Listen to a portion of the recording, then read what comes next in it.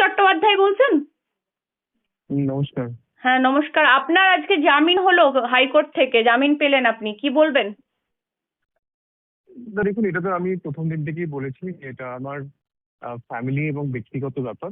সেটা আমি কখনো মিডিয়াতে বা কারোর সামনে সেটা আমি কখনো প্রকাশ করতে চাইনি বা বলতে চাইনি। আমি মহামান্য আদালতের উপরে বিশ্বাস করেছিলাম, সেটা মহামান্য আদালতকে আবেদন করেছিলাম। মহামান্য আদালত আমার আবেদন শুনেছেন এবং সেই অনুযায়ী তারা নির্দেশ দিয়েছেন বা আদেশ দিয়েছেন, এবং সেটাকে আমি অত্যন্তভাবে সম্মানের সঙ্গে গ্রহণ করছি। এবং মহামান্য আদালত আর যা যা নির্দেশ দেবেন সেই অনুযায়ী আমি চলবো। মানে এই যে হিরণদা একটা মানে পুলিশ কেসের মধ্যে একদম ব্যক্তিগত বিষয় নিয়ে সোশ্যাল মিডিয়া তোলপাড়, আর বিভিন্ন রকম বিষয় তৃণমূল কংগ্রেসও একাধিক মন্তব্য করেছে। তো পুরো চুপ থাকলেন এতদিন পর। কি মানে ঘটনাটা কি, অ্যাকচুয়ালি ঘটনাটা কি, একটু যদি আমাদেরকে বলেন।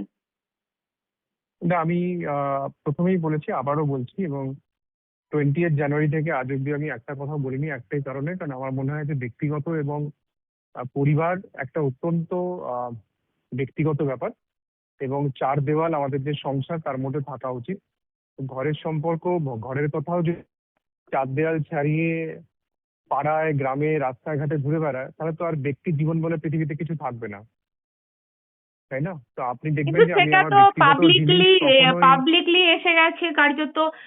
ঋতিকা বলুন, অনিন্দিতা বলুন, সবাই আপনার বিরুদ্ধে একাধিক মন্তব্য করেছে। আপনি পুরো নীরব থেকে গেছেন। না, আমি দেখুন, আমি মহিলাদেরকে সম্মান করি।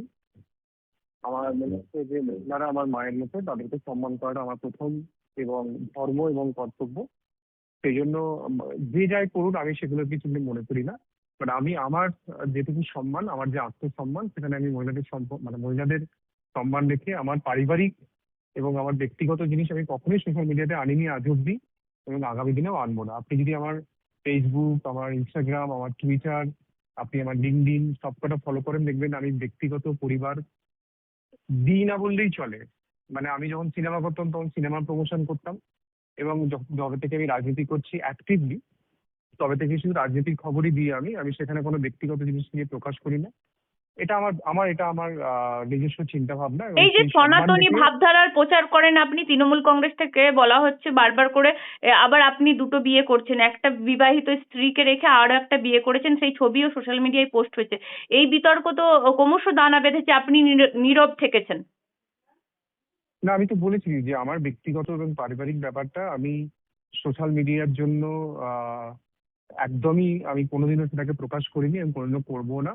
আমার যা বলার ছিল আমি মহামান্য আদালতকে বলেছি, এবং মহামান্য আদালত আমার কথা শুনে তারা জামিন, অ্যান্টিসিপেটরি বেল অ্যাপ্লিকেশন করেছিলাম, সেটা তারা মঞ্জুর করেছেন। আমি সেটা মহামান্য আদালতের কাছে যে সম্মান রেখেছিলাম, সেই সম্মান হিসাবে তারা আমাকে যে নির্দেশ দিয়েছেন সেই নির্দেশ আমি পালন করছি।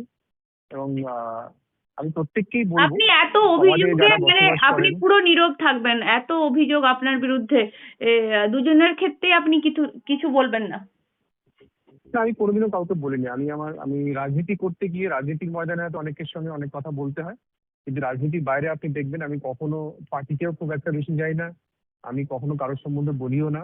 আর ওই পরচর্চা, পরনিন্দে, গসিপ করা, মানুষের নামে নিন্দে করে অন্যকে ছোট করে নিজে বড় হওয়া, এই প্রবৃত্তি কখনো ছিল না।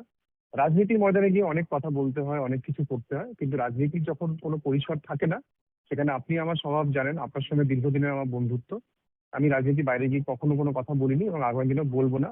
আপনি আমার জন্য প্রার্থনা করবেন, মানে আমার ঈশ্বর আর আপনার আল্লাহ, তাকে দোয়া করবেন আপনি, আর আমি আমার ঈশ্বরের কাছে প্রার্থনা করবো যেন আমি এরভাবেই সারা না, জীবন আমি থাকতে বলছি পারি। হিরণদা অনেক ঝড়ঝাপটা কার্যত আপনার উপর থেকে গেছে, আপনি নীরব থেকেছেন অনেক সোশ্যাল মিডিয়া কটাক্ষ সহ্য করে। এই যে পুরো বিষয়টা, তারপর আজকে আপনার জামিন পেলেন, মানে কার্যত আপনার এখনো পর্যন্ত জয়ই হলো যা দেখা যাচ্ছে। তো এই ক্ষেত্র থেকে দাঁড়িয়ে আজকের দিনে দাঁড়িয়ে আপনি কি বার্তা দিতে চাইবেন, যে এই যে কারো সম্পর্কে কোনো কুৎসা হলে বা যে কোনো অভিযোগ উঠলে তারা কি নীরব থাকবে আপনার মতো পুরো? না, দেখুন, আমি তো নিয়াশার বাবা। আমার এক এক মেয়ে আছে, আমার মেয়ে নিয়াশা, আমি তার বাবা।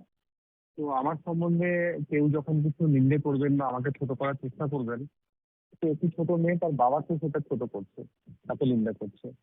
তো আমরা সেইটুকু যদি মানুষ যারা বলছিলেন আমার সম্বন্ধে, তাহলে এইটুকু মনে করেন যে তার বাড়িতেও মেয়ে আছে, তার বাড়িতেও বোন আছে, তার বাড়িতেও মা আছে, কিন্তু তার বাড়িতেও স্ত্রী আছে, সেটুকু যারা মনে করবেন তারা নিশ্চয়ই সোশ্যাল মিডিয়াতে এভাবে বলবেন না। আর যতক্ষণ আমি পুরো ঘটনাতে কখনো কিছু বলিনি, আজও বলছি না, মানে এই বিষয়টা নিয়ে আমি কখনো সামাজিকভাবে বলতে চাইনি, বলবো না। আমার যা বলার ছিল মহামান্য আদালতকে বলেছি, মহামান্য আদালত শুনেছেন, এবং আগামী দিনেও মহামান্য আদালতকে যখন যা বলার দরকার হবে সেটাই আমি বলবো। এবং যারা সোশ্যাল মিডিয়াতে কুৎসা ছড়িয়েছিলেন, যারা নিন্দা করেছেন, আমি তাদের জন্য একটা ছোট্ট বার্তা দিতে চাই যে সোশ্যাল মিডিয়া মানুষের ভালোর জন্য, সমাজের উন্নয়নের জন্য, পরিবারের নিজেদের ছোট ছোট সন্তান আছে, এমন কিছু করবেন না যাতে নিজেদের সন্তানদের তারাও যেন দুঃখ পায়, তারাও যেন কষ্ট পায়। আমার একটা ছোট মেয়ে আছে, সে কলেজে পড়ে, তারও প্রচুর বন্ধু আছে, তারও প্রচুর বান্ধবী আছে, তার প্রচুর পরিচিত আছে। এমন কিছু আপনারা বলবেন না, এমন কিছু বলবেন না যাতে আমার মেয়ে তাতে দুঃখ পায়। আর আমার পরিবারের ব্যাপারটা আমাদের উপরে ছেড়ে দিন, সেটা আমি বুঝে নেবো এবং আমার পরিবার বুঝে নেবে। আর আমাদের সেটা বিচারের জন্য মহামান্য আদালত আছে, মহামান্য আদালত তার উপরে ছেড়ে দিন। হিরণদা আপনাকে হিরণের আইনজীবী অ্যাডভোকেট অনিন্দ্য সুন্দর দাস বলছেন। হ্যাঁ বলছি। আজকে হিরণ জামিন পেল, তো কিভাবে কি হলো, আদালতের লড়াইটা কিভাবে লড়লেন বা আমাদেরকে যদি একটু বলেন। হিরণবাবুর বিরুদ্ধে তার স্ত্রী একটি মামলা দায়ের করেছিলেন, বধূ নির্যাতনের মামলা, এবং আরো একটি বিয়ে করেছেন এই অভিযোগ তুলে।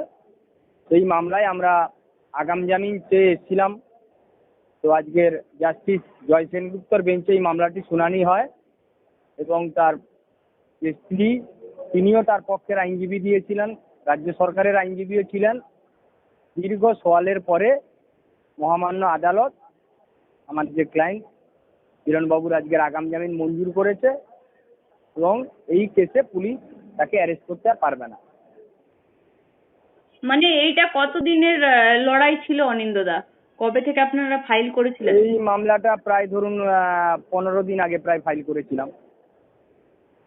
হ্যাঁ, এই যে বারবার আজকে কি সরকারি আইনজীবীর তরফ থেকে কি কোনো কিছু উঠে এসছে সওয়ালে? না, তারা সেই রকম কিছু তথ্য দেখাতে পারেনি, সেই কারণেই কোর্ট আজকের আগাম জামিনের প্রেয়ার এলাও করেছে। বরং আচ্ছা। তার স্ত্রীর হয়ে যে আইনজীবী জানিয়েছিলেন, সে তার ফেসবুক বা ইনস্টাগ্রামে যা যা তথ্য কালেক্ট করেছিল সেগুলোকে দেখিয়ে যাতে বেল না পায় সেই জন্যই সওয়াল করেছিলেন, কিন্তু কোর্টের কাছে সেটা গ্রহণযোগ্যতা পায়নি, তাই কোর্ট আজকের এই আগাম জামিন এলাও করেছে। এই যে অনিন্দদা পুরো বিতর্কটা আপনাদের আদালতের মধ্যেই হয়েছে আজকে, এটা কি ইন ক্যামেরা ছিল না সাংবাদিকরা উপস্থিত ছিল? না, কিছু সাংবাদিকও ছিলেন। ওপেন কোর্টে মামলাটা হয়েছে, অতএব অন্যান্য আইনজীবীরাও ছিলেন, কিছু সাংবাদিকও ছিলেন, সবাই ছিলেন, ওপেন মানে কোর্টেই এই হয়েছে। বধূ নির্যাতনের ব্যাপারটা বা এই দ্বিতীয় বিয়ের ব্যাপারটা কি প্রমাণ করতে তারা সমর্থ হয়নি? সক্ষম হয়নি। একদম আপনারা মানে আইনি লড়াই দিয়ে এই মুহূর্তে হিরণ তাহলে জামিনে মুক্ত। এই মুহূর্তে আগাম জামিন পেয়ে গেছেন, অতএব তাকে পুলিশ আর তাকে অ্যারেস্ট করতে পারবে না এই কেসে। আপনাকে অসংখ্য ধন্যবাদ আমাদেরকে এতক্ষণ সময় দেওয়ার জন্য। নমস্কার।